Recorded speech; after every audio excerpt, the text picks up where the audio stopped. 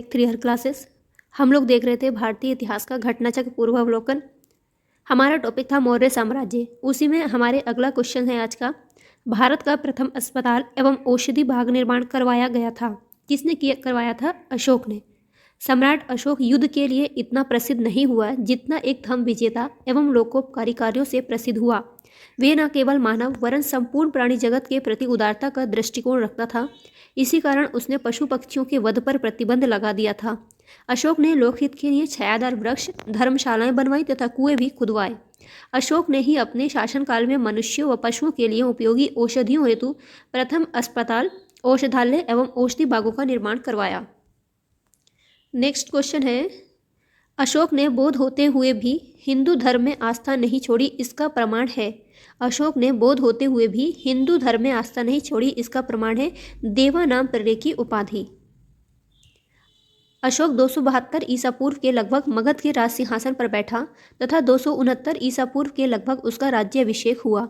उसके अभिलेखों में सर्वत्र उसे देवानामपर्य या देवानामपियदसी कहा जाता है, जिसका अर्थ होता है देवताओं का पर्य या देखने में सुंदर। इससे उसकी हिंदू धर्म में आस्था के संकेत मिलते हैं।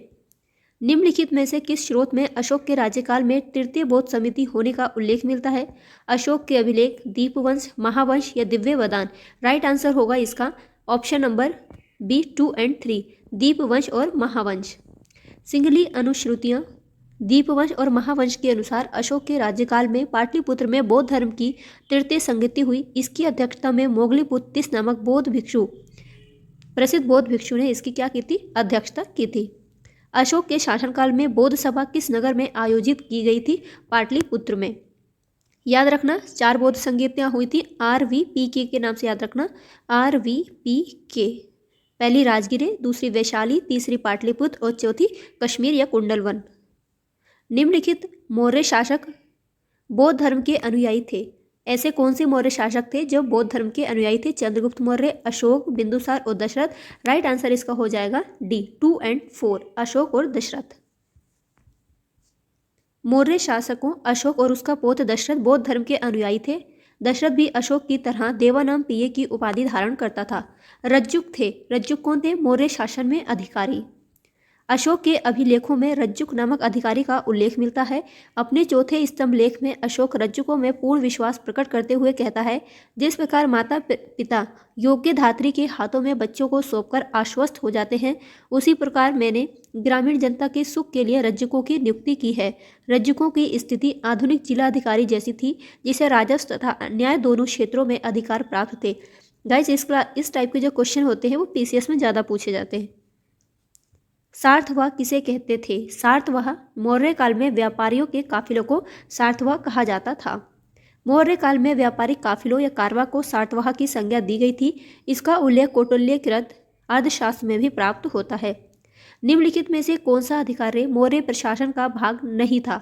अग्रहारिक जो था वो मौर्य प्रशासन का भाग नहीं था, जबकि युक्त, प्रादेशिक और राजुक या रज्जुक कौन थे? ये मौर्य प्रशासन के अधिकारी थे। अशोक के लेखों में उसके प्रशासन के कुछ महत्वपूर्ण पदाधिकारियों के नाम मिलते हैं। अशोक के तृतीय शिलालेख में 3 पदाधिकारियों के नाम मिलते हैं। ये तीनों पदाधिकारी कौन है? युक्त, ये जिले के अधिकारी होते थे जो राजस्व वसूलते थे या वसूला करते थे। दूसरे थे राजुक, ये पहले केवल राजस्व विभाग का ही कार्य करते थे, किंतु बाद में उन्हें न्यायिक अधिकार भी प्रदान कर दिया गया था। तीसरे थे प्रादेशिक, ये मंडल का प्रधान अधिकारी था। ये वर्तमान में संभागीय आयुक्त की तरह था। इसे न्याय का कार्य भी करना पड़ता था प्रादेशिक को। सारनाथ स्तंभ का निर्माण किया था। सारनाथ स्तंभ का निर्माण किया था अशोक ने। सारनाथ स्तंभ का निर्माण अशोक ने कराया था। इस स्तंभ के शीर्ष पर सिंह की आकृति बनी है, जो शक्ति का प्रतीक है। इस प्रतिकृति को भारत सरकार ने अपने प्रतीक चिन्ह के रूप में लिया है। ये स्तंभ मौर्य युगीन वास्तुकला का सबसे अच्छा उदाहरण है। मौर्य युगीन सभी स्तंभ चुनार के बलुआ पत्थरों से निर्मित है। निम्नलिखित में से किसे सर्वश्रेष्ठ स्तूप मानते हैं? सांची के स्तूप को सर्वश्रेष्ठ स्तूप मानते हैं। स्थापत्य कला के दृष्टिकोण से सांची के स्तूप को सर्वश्रेष्ठ माना गया है। सांची मध्य प्रदेश के रायसेन जिले में स्थित है। इसका निर्माण अशोक ने कराया था। इस स्तूप का आरंभिक काल 3री शताब्दी ईसा पूर्व था, अतः विकल्प सी सही उत्तर है। जबकि भरहुत का स्तूप मध्य प्रदेश के सतना जिले में स्थित है। सांची तथा भरहुत के स्तूपों की खोज अलेक्जेंडर कनिंघम ने की थी। अमरावती का स्तूप आंध्र प्रदेश के गुंटूर जिले में कृष्णा नदी के दाहिने तट पर स्थित है। गाइज ये बताइएगा कि अभी हाल ही में यानी कल, आज डेट कितनी है, आज है 2 फरवरी। 1 फरवरी को ये घोषणा कर दी गई है आंध्र प्रदेश के मुख्यमंत्री जी ने, जो आंध्र प्रदेश की नई राजधानी होगी अब वो होगी विशाखापट्टनम। पहले उन्होंने कहा था अमरावती होगी, लेकिन वर्तमान में उन्होंने घोषणा कर दी है कि विशाखापट्टनम आंध्र प्रदेश की नई राजधानी होगी। कर्नल कोलिन मैकेंजी ने 1797 ईस्वी में इस स्तूप का पता लगाया था। सारनाथ का धमेक स्तूप गुप्तकालीन है, जो बिना आधार के समतल भूमि पर बनाया गया है। सांची का स्तूप के शासक ने बनवाया था, अशोक ने। सांची का स्तूप किसने बनवाया था? Right answer Ashok. विश्व प्रसिद्ध पर्यटन स्थल सांची का प्राचीन नाम ये भी था। जो सांची है इसका प्राचीन नाम क्या था? काकनाम। विश्व प्रसिद्ध पर्यटन स्थल सांची मध्य प्रदेश के रायसेन जिले में विदिशा के समीप स्थित है। यहाँ पर पर्वत के ऊपर कई स्तूपों का निर्माण किया गया है।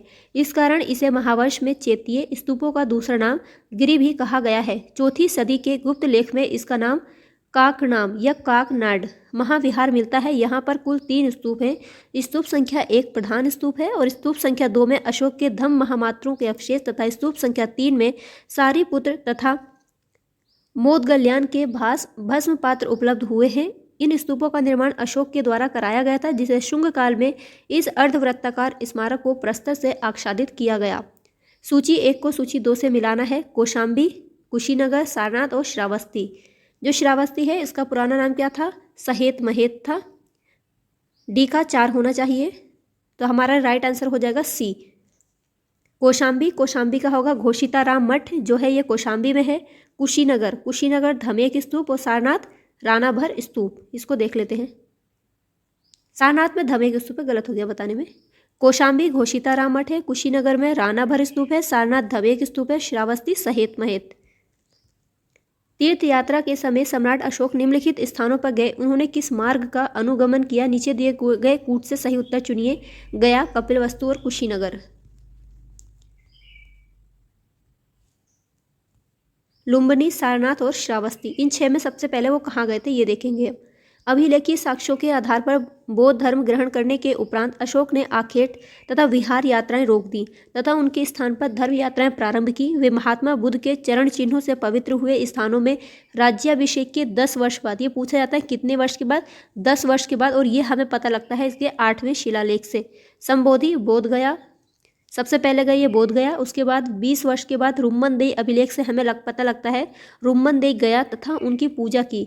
इतिहासकार विंसेंट आर्थर स्मिथ ने अपनी पुस्तक इंडियन लीजेंड ऑफ अशोक में साहित्यिक साक्ष्यों के आधार पर उपगुप्त के साथ अशोक की धम्म यात्राओं का इस क्रम में इन्होंने वर्णन किया है। सबसे पहले लुम्बिनी गए, उसके बाद कपिलवस्तु, फिर बोध गया, फिर सारनाथ, कुशीनगर और लास्ट में कहाँ गया था? ये श्रावस्ती। तो सही आंसर हो जाएगा हमारा विकल्प डी 4, 2, 1, 5, 3 और 6। अशोक के शिलालेखों में प्रयुक्त भाषा है। अशोक के शिलालेखों में जो प्रयुक्त भाषा है वो है प्राकृत। अशोक का इतिहास हमें मुख्यतः उसके अभिलेखों से ही ज्ञात होता है। उसके अभिलेखों का विभाजन 3 वर्गों में किया जा सकता है। पहला शिलालेख, स्तंभ लेख और गुहा शिलालेख। 14 विभिन्न लेखों का समूह है जो 8 भिन्न भिन्न स्थानों से प्राप्त किए गए हैं। ये स्थान है शहबाजगढ़ी, मानसेहरा, कालसी, गिरनार, धौली, जौगढ़, एर्रागुड़ी, सोपारा। अशोक के अधिकांश अभिलेख प्राकृत भाषा एवं ब्राह्मी लिपि में लिखे गए हैं। केवल 2 अभिलेखों शहबाजगढ़ी और मानसेहरा की जो लिपि है ब्राह्मी न होकर के खरोष्ठी है। तक्षशिला से अरामेइक लिपि में लिखा गया एक भग्न अभिलेख शरेकुना नामक स्थान से यूनानी तथा आरमेइक लिपियों में लिखा गया द्विभाषीय यूनानी एवं सीरियाई भाषा अभिलेख तथा लंघमान नामक स्थान से आरमेइक लिपि में लिखा गया अशोक का अभिलेख प्राप्त होता है। जो खरोष्ठी लिपि होती है वो बाएं से दाईं ओर लिखी जाती है, जबकि ब्राह्मी लिपि है हमारी देवनागरी के समान ही बाएं से दाएं चलती है और खरोष्ठी दाएं से बाएं जाती है। गाइस आज की क्लास में इतना ही है। मिलेंगे अगली क्लास में आगे के क्वेश्चंस के साथ। तब तक इन्हें अपना ख्याल रखिए, पढ़ते रहिए, कामयाबी जरूर मिलेगी। वीडियो पसंद आए तो प्लीज़ इसको लाइक एंड शेयर करिएगा। बाय।